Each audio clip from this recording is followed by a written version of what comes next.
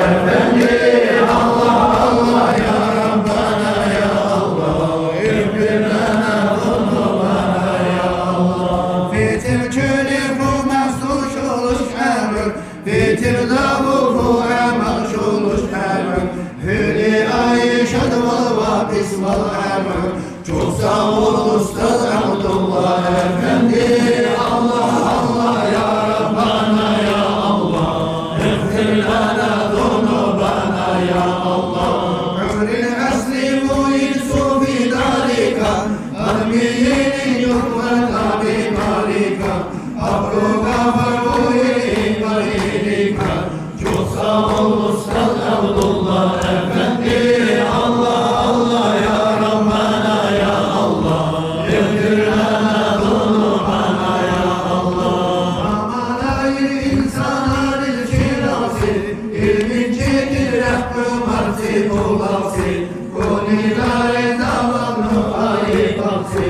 Çok sağ ol Ustaz Abdullah Efendi. Allah Allah ya Rabbana ya Allah. Eğfir lana zunubana ya Allah. Hakkı yol dalları marsi bula. Sabasarım milleti akuçira.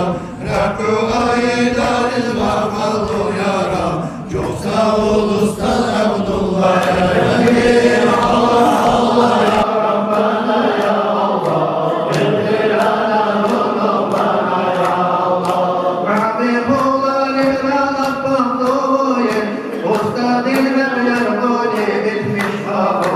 Tarikat divaninin maşhur boyu.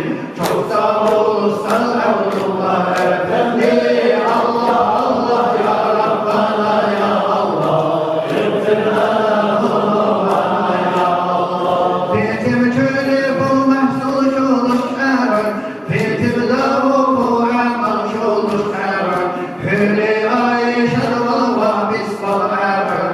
Çok sağ ol Ustaz Abdullah Efendi. Allah Allah ya Rabbana ya Allah. Eğfir lana zunubana ya Allah. Ömrün asli bu